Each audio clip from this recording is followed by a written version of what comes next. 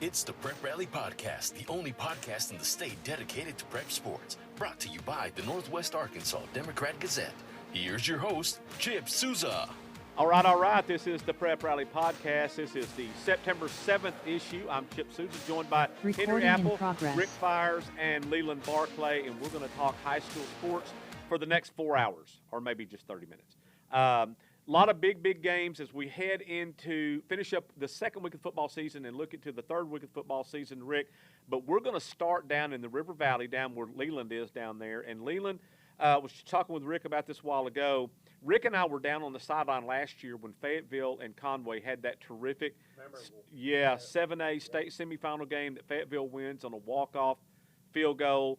And Ricky and I got caught up in the scrum of students and players rushing the field. I think Ricky went down. They stomped him in the dirt a little bit and got back up. He might have had a little dirt on his nose or chin. He wiped it off, though. He was tough. He didn't cry much, a little bit, maybe a little. But he shook it off, got back up.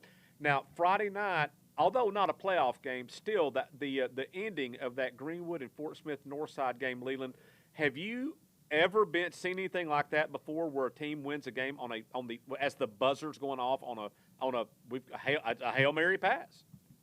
Well, I mean, if we look back through the history, of course, Greenwood came back from a 2-touchdown deficit at Camden Fairview to win a big semifinal game when Camden Fairview was loaded. They also came back from a 2-touchdown deficit to beat Camden Fairview in a state championship game. And then there was that epic, 56-55 game where they came back and beat Pulaski Academy with a 2-point conversion late. Junction City won a state championship on a Hail Mary. Right. So there have been games like that on bigger stages. Yeah. Now, as far as locally here, around here, that would have to be one of the best games ever played in this area, especially since it's between two rival schools. Right.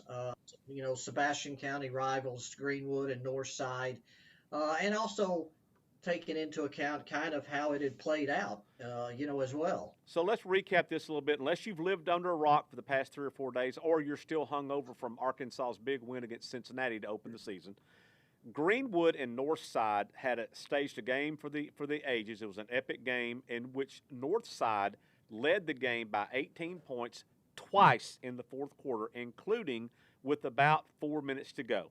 Now, I'm going to turn it over to Leland, and Leland, you can walk us through this final 4 minutes of this game.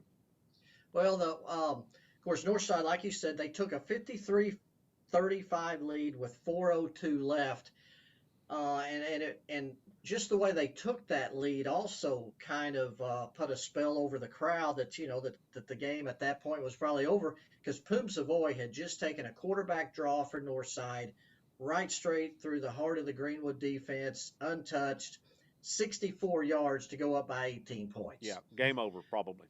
But the big kicker here was that then Grant Carnes gets a 74-yard return on the kickoff back to the Northside 22 to set Greenwood up in good position. 5 plays later and 55 seconds later, Greenwood scores with 3:07 left.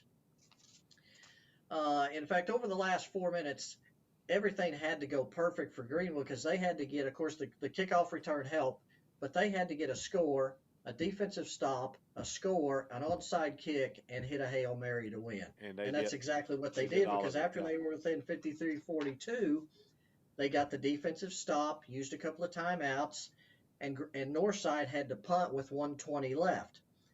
Greenwood went 69 yards in 6 plays, and Javon Williamson scored on a 1-yard touchdown run with 15 seconds left. Kane Archer, the freshman quarterback that came in for Hunter Houston, who was injured, the senior starter in the first half, he gets a 2-point conversion run to make it 53-50. The onside kick, as we all know, the clock starts when the defense or when somebody touches the ball. Right. So only Greenwood recovered the onside kick 1 second later with 14 seconds left at the Northside 45-yard line. Archer scrambled out of bounds for a gain of 6. Then he threw from the right hash mark a deep pass to the left part of the down the left sideline to Grant Carnes, who caught the ball, turned, and lunged into the end zone as time expired to complete the comeback. And students and players stormed the field. It was epic, fantastic. Ricky, that is what high school football is all about. Isn't that something? I think, Leland, I give you a lot of credit writing that story on deadline. I read it the next morning. I mean, folks, that's hard to do when you're on deadline. You got to go down there and put this together, try to get a quote. And if Carnes had fell down when he caught, I mean, it would have been Northside win, but Yes. he was able to get in there. He's only a sophomore. He's already a playmaker. I wasn't there, but the contrast of complete joy for Greenwood, and you got to be devastated for on Northside. Northside. Yeah. You feel so bad for them kids, but you know that's what athletic sports is all about. Now Northside's got the challenge of, hey, get your chin up and come back and play this Friday. So congratulations on such a great game that Leland put together and watched. So, Leland, let's go back and talk. So, Hunter Houston, the starting quarterback at Greenwood, before he went out, he was having quite a game himself. It was, I think, I saw your stats. He is 17 of 20, a couple of touchdowns, I think, and well over 200 yards passing before he took a shot on the hip and got like a hip pointer, hip flex, or something like that. He took two big hits on the same drive right before halftime. He hit his first 7 passes of the game, and the only reason it wasn't 8 is because of just a complete drop. Somebody, it hit him right between the numbers, dropped it. So he was 17 of 20, and that includes a drop for 238 yards and a touchdown. Yeah. And, of course, he's the returning starter from last year, threw for 3,098 yards, took Greenwood to the state championship game. So this was not just any starting quarterback. Right. This was a very good starting quarterback. Complete control of the offense. I mean, the offense just operates so smooth when he's in there. Right. So they have to turn to Kane Archer, who is a very good freshman quarterback. And in some circles, Leland, he is the number 1 rated quarterback in the recruiting class of 26. Well, he's a freshman, so whatever that math is. Right. Whatever that math is. Plus And 4. that part is true. But he's still a freshman. But True. he guided them back. He finished 20 of 29 for 273 yards and 4 touchdowns. And then Poob Savoy threw for 256 yards and 3 touchdowns. So there were 3 quarterbacks in this game that threw for over 200 yards. Wow. Well, what an incredible. Both teams combined for 1,175 yards of offense, 15 first downs. I mean, it was a great game. And then you throw in the things like that. Damari Smith returned a fumble, 89 yards for a touchdown for Northside. It was a tremendous game between 2 very good teams. And the game was delayed, actually 39 minutes because of lightning. Right. So that deadline that Rick talks about, run down the field, get a quick comment from, Coach Young. And fortunately, Grant Carnes was standing right there when I turned around. So I was able to grab him and just ask him, hey, take me through that play. What did you see? What were you expecting? And that video, is out there, or those comments were in Saturday's paper. So it was yes, it was. You could bring out all the adjectives for that game. Instant classic, epic, iconic, all of those. Well, Archer dropped a dime to him. I mean, it was a heck of a pass, Ricky, from one side of the field to the other, and he dropped a dime on Carnes. Carnes catches it, goes into the end zone. We thought Henry had seen a crazy game the week before when it was Bentonville 46-36 over Broken Arrow. So this one, tops that. Now, what do we have in store for us the rest of the way? Because Fayetteville and Northside could have the same kind of game this week, Ricky. Absolutely. And other places, too. Farmington Rogers. Yeah. That could be one of those kind of games. Could be. So that was, of course, the game that everybody had everybody buzzing on Friday night, and rightfully so. But there were some other big games also played in with area teams, and one of those Ricky and I were at over at Shiloh Christian. Little Rock Christian 49, Shiloh Christian 14. Ricky, Little Rock Christian, they were very impressive in this game. We saw something. You talk about rare. we saw Shiloh Christian get mercy ruled on their home field. Exactly. Doesn't now, happen. Now, hey, Shiloh Christian going to be fine. They're an exceptional team, but man, I didn't realize. We tried to pick the games. I didn't realize how good this quarterback was. Walker White. My goodness. Yeah, Walker White. He was fantastic in that game. He's 6'4" prototype. You're talking about a recruit. The Arkansas coach is Sam Pittman. He was there. He was eyeballing them. And this kid really put on a show. Little Rock Christian is moving up in 6A.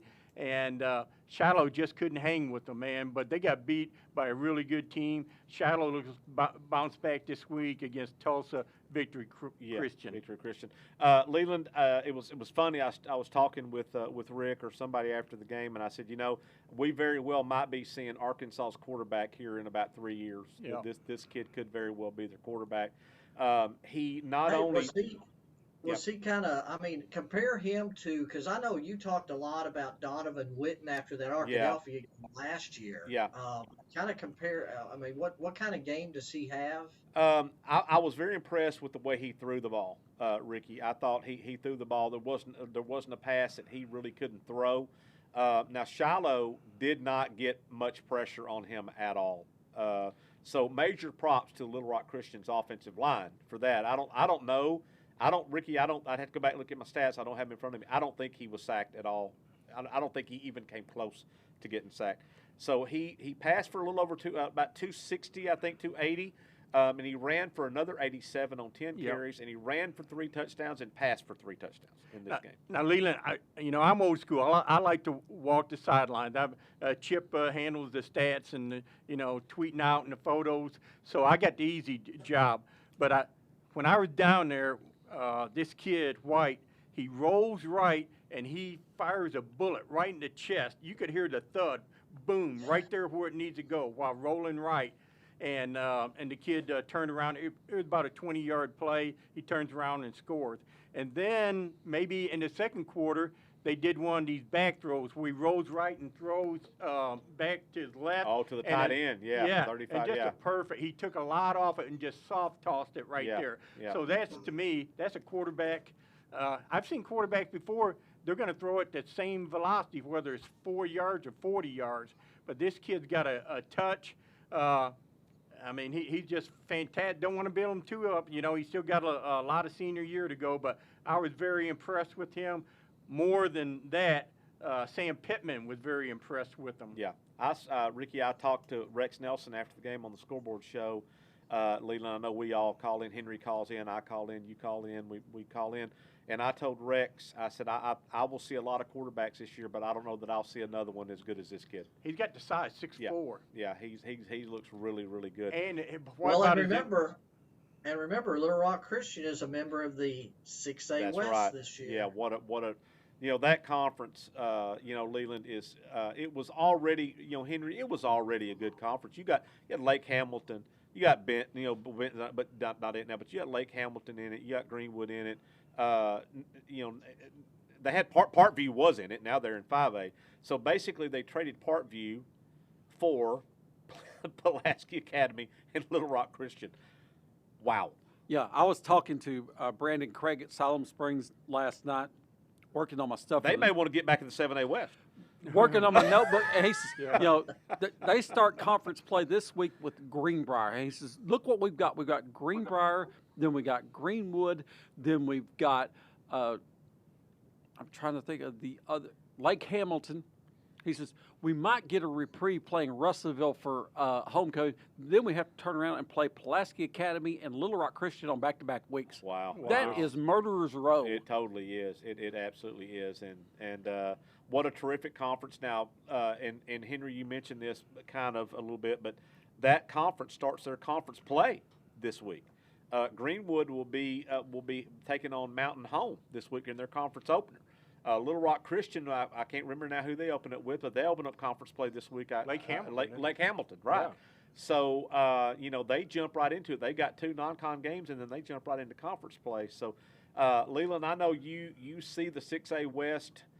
We hadn't even talked about Van Buren, and I know Van Buren's 0-2, but Malachi Henry hadn't played a snap yet this season. So, Van Buren also, they're going to be a good team. So, this 6A West is just loaded. I mean, it is absolutely loaded, and it's going to be great games. And I'm not talking about just one great game every Friday night. There's going to be multiple great games in this conference every Friday night. Well, and Van Buren had 5 starters out against Southside, including, of course, Malachi Henry. Bryce Perkins? Bryce Perkins did not play. He was going through concussion protocol, and from what I understand, I think he's fine, but it was a non-conference game, and then Van Buren is idle this week. This is their open week. So they'll get a little chance. Yeah. So why not set him out, give him another week to rest before conference play starts? And then their best offensive lineman, a 3-year starter, Sam Shepard, has been out and hasn't taken a snap this year either. Yeah. So they've been bitten, hopefully they'll be back healthy and ready to go for conference play and get ready for that meat grinder that is the 6A West Conference. Now, Ricky mentioned Shiloh Christian. I don't know how much of an impact it could have had on the game, but I think it might have had a little impact on the game. The only mistake that White had Friday night, he threw a pick. They were up 28-14. He threw a pick. Bodie Neal intercepted it for Shiloh Christian, returns it to the 8, and you're thinking Shiloh Christian punches this one in. It's going to be 28-21, a one-score game, and you don't know how it might, what might happen in the second half because it was about a little over a minute to go in the first half. And, man, Little Rock Christian's defense just rose up, and they said, no, you are not scoring here. And they stuffed them. 4 straight plays, they couldn't get it in the end zone. And you talk about a momentum swing. Yes. You intercept a pass, return it to the 8, and you think the momentum's on your side, and all of a sudden you're stuffed on 4 straight plays and don't score. That was so deflating. Shiloh Christian was not even the same after that. They were not even remotely a threat in the second half after that. Yeah, Wisdom tried to go off tackle on that 4th down, and he just got slammed back. He swallowed up, yeah. I mean, you couldn't hardly see him with all them big old boys, Little Rock Christian on them. And you could almost hear just in the crowd the murmur. Yeah, just deflated them. Yeah, totally sure deflated did. them. And, of course, Little Rock Christian dominated the second half. They invoked the mercy rule with about 5 minutes to go. They could have invoked it earlier than that, but they didn't. And so Eric Cohu's got a great program up there. They're in the 6A West. I don't know how they'll shake out in the 6A West. Leland, you know this. Ricky, you know this. Henry, you know this. Making a move up in classification is a hard thing in the play of the lines. Yeah. More than anything, it's the depth in the lines. And I think that's what Shiloh Christian is going to find out moving up to the 5A West. It's not going to be the skill positions. Eli Wisdom's going to be as good as any player you put on the field in 5A as far as skill position. They've got that. It's going to be those interior linemen. Mm-hmm. And where Shiloh Christian is going to be behind the 8 ball in this is that while they've got 7 or 8 big linemen, they don't have 14 or 15. They don't have a lot of depth there, so you've got a lot of guys that's going to go both ways. Yeah. And Ricky, when you get into 4th quarters of games and you're getting tired because you're going both ways, that's when you can get an injury, and that would be devastating. Yeah, and we saw that in that game where Little Rock Christian just dominated the second half. Tell you what, and I was impressed with the quarterback, Ricky. He's a phenomenal player. There's no question about that. Yeah. Their linebacker, number 20, I'm not looking at the roster, so I don't know his name. That he is a dude. He's a dude. You know what? I kind of like, as an old linebacker myself, I like that defensive play, and they were physical and they moved really well, and they just pushed Shiloh Christian backwards on more than a few plays. They did. They did. Well, first play of the game, Shiloh Christian, Wisdom was sacked for a 13-yard loss, and that kind of set the tone right there. You're like, okay, man, all right. So, also want to talk about, Henry, how about the Rogers Heritage War Eagles? Man, the first time they went 2-0 in the start of the season. Ricky was still good looking the last time that happened. I didn't think he was ever that way. Ruggedly handsome. The bar's not that high. My mom said ruggedly handsome. That's as good as I can get. There you go. But since 2012, and the first time they have won back-to-back games since 2014 when they opened up 7A West play, they beat Springdale and Rogers on back-to-back weeks. Yeah. That has been a wow. Ricky, they had to bring in one of our guys over there. They had to bring in one of our guys, Eric Munoz, offensive lineman. Hey, you know what, Ricky? I was the offensive linemen. They're the smartest dudes on the team, man. They are. Yeah, absolutely. They are. Yeah. And so they brought him in, and he's got the War Eagles off to a 2-0 start with a good chance to go. Henry got a good chance to go 3-0 this week against Little Rock Southwest. A very good chance. Yeah. I sit there and I watched the game on live stream Saturday morning when they played Lewisburg, Kansas, and they could when Lewisburg kicked a field goal in the third quarter to take a 16-13 lead, and they could have said, here we go again, and reality finally kicks in. But no, they went in the fourth quarter, about midway in the fourth quarter. Carter Hensley, Tillman for a 9-yard touchdown pass, and then two sophomores make the play of the game where one of them tipped a ball over the intended receiver's head, and then the other one just made a heck of a catch for tip drill interception with about 4 minutes left to play, and then kudos to Heritage. They ran the clock out. Ran it off. So that was a big win. Congratulations to the War Eagles. Man, 2-0 with a good chance to go 3-0 this week. So congratulations to one of our guys, Eric Munoz, for getting it done over at Rogers Heritage. Now, also in Rogers, the Mounties improved to 2-0. Wow. They went over to Tulsa Bishop Kelly and laid the smack on them. Dane Williams, who was the Hogs Illustrated Sports Club Player of the Week, passed for over 300 yards and five touchdowns in this game, 4 in the first half.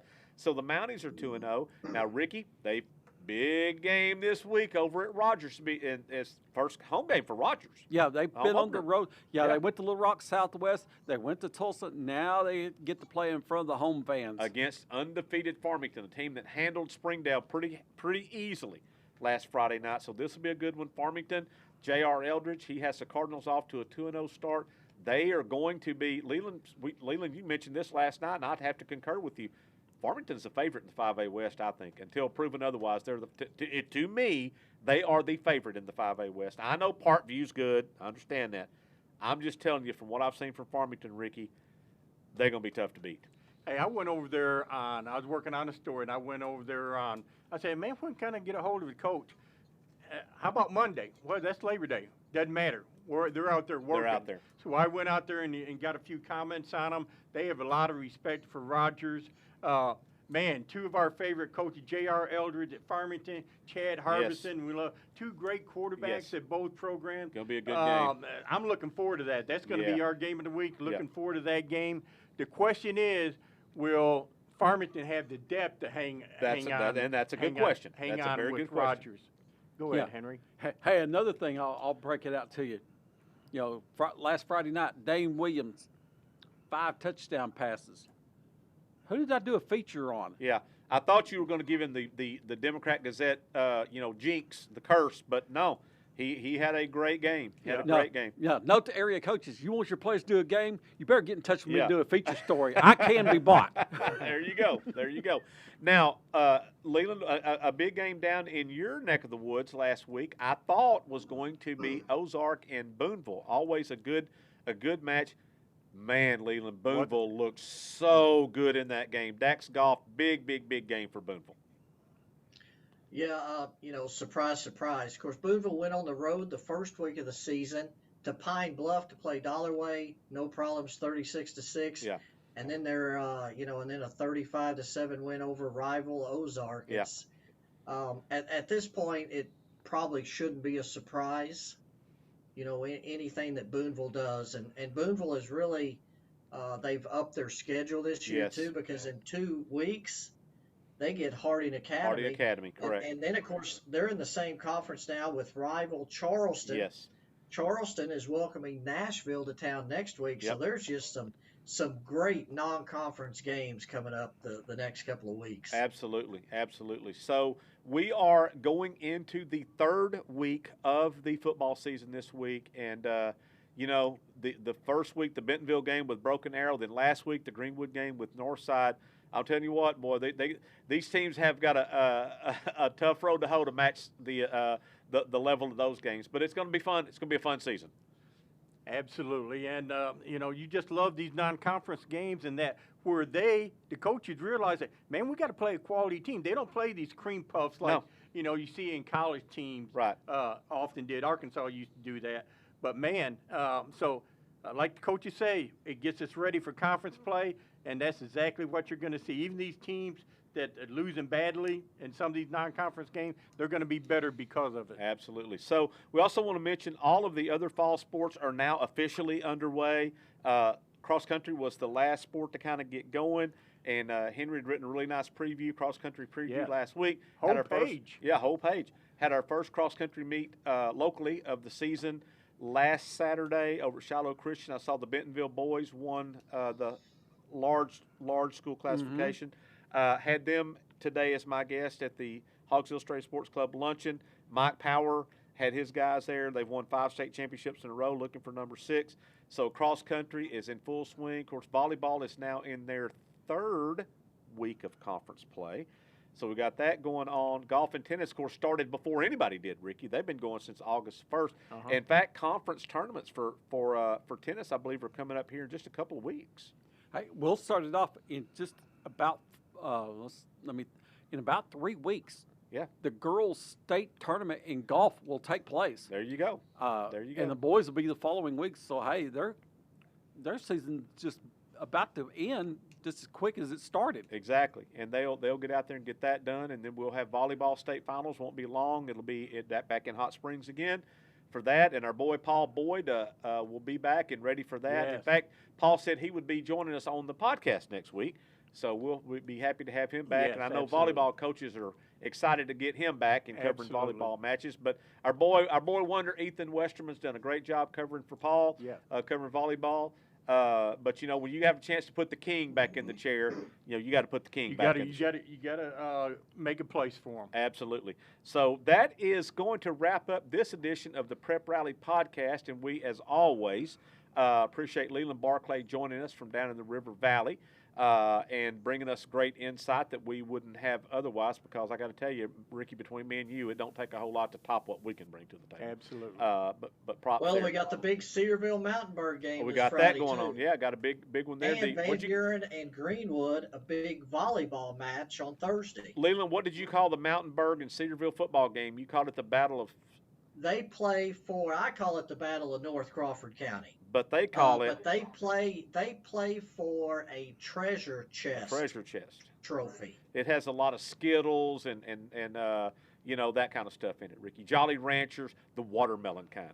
I'd play hard for the watermelon kind. Yeah, absolutely. Remember Sugar Babies? I'd like to get some of those. Oh, absolutely. Absolutely. Well, and Cedarville's senior class has never lost to Mountainburg at any level. Wow. So that's, and of course, Mountainburg, Zach Dean's taken over for Tom Harrell. He was successful in his head coaching debut last week. Mountainburg beat Danville 18-12. So, it's the battle for the treasure chest. Hey, Leland, did you see the Iowa game with who did they play? South Dakota or whatever it was. South Dakota State, 7-3. 7-3. No touchdowns scored. 3 field goals, 2 safeties. Love it. That game took 47 minutes to play. I think it was a quick game. I'd like to get some of the cover that kind of game. Yes. That goes by real fast. So I'm going to go ahead and close this one out and wrap this one up. This has been the Prep Rally podcast for Henry Apple, for Ricky Fires, and for Leland Barclay down in Fort Smith. Thanks for listening to us. We'll be back here next week, same bat time, same bat channel. The Prep Rally podcast is produced and directed by the Northwest Arkansas Democrat-Gazette. Find us on SoundCloud, Apple, Google Play, Spotify, and Stitcher.